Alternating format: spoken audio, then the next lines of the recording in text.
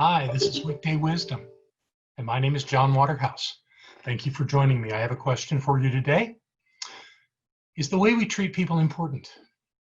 Now, my guess is that we would all say yes to that. However, I've got an answer for you in the form of 5 short stories, very short, with lessons on how it is important that we treat people. The first lesson is about a young college freshman in his second month of college. When a professor gave the class a pop quiz. Of course, he breezed right through it and got to the last question on the quiz, which said, "What is the first name of the woman who cleans our classroom?" He had seen the woman cleaning, but he had no idea what her name was. Another student obviously was frustrated as well with that question and asked if that question would count toward the grade on the quiz. "Absolutely," said the professor. "In your careers, you will meet many people. All are significant, and they all deserve your attention, even if it's just a smile or saying good morning." The young student never forgot the lesson. And by the way, the cleaning lady's name was Dorothy. The second lesson I have for you today takes us to a rainy night on a highway in Alabama in the 1960s. A young man was headed home when he saw an African-American woman needing help. Her car had been broken down on the highway in the middle of a bad storm. So he pulled over and invited her to get into his car. He drove her to a safe place, helped her find assistance, and got her a taxi. She asked him for his address, wrote it down, thanked him for his help, and hurried on her way. 7 days later, a giant console color television, which was a big deal in the 1960s, was delivered to this young man's home with a note. The note said, "Thank you so much for assisting me on the highway the other night. The rain drenched not only my clothes, but my spirits. Then you came along. Because of you, I was able to make it to my dying husband's bedside just before he passed. God bless you for helping me and for so unselfishly serving someone you didn't even know. Sincerely, Mrs. Nat King Cole." The third lesson I have for you involves a story of a little boy, about a 10-year-old boy who went into a coffee shop in a hotel for some ice cream. A waitress came over and set a glass of water down on the table and asked him what he'd like.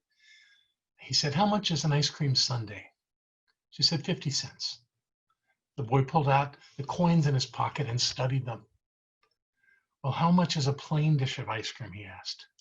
By then, there were people waiting to receive a table to sit down, and the waitress was growing impatient. She said, 35 cents. "I'll have the plain ice cream," he said. The waitress brought him the ice cream, put a bill on the table, and walked away. When the boy was finished with his ice cream, he went to the cashier, paid, and left. Then the waitress came back to wipe down the table, and she looked down and began to cry. There, placed neatly beside an empty dish, were 2 nickels and 5 pennies. You see, he couldn't have the sundae that he wanted because he wouldn't have enough left to give his server a tip. The fourth lesson comes from ancient times, of a king who had a boulder placed on a roadway coming into the city.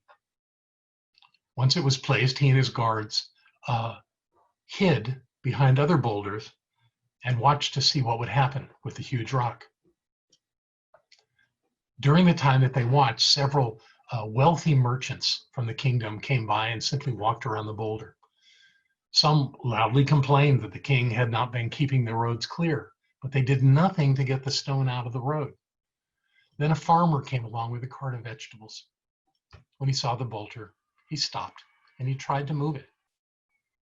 After much pushing and straining, he finally succeeded.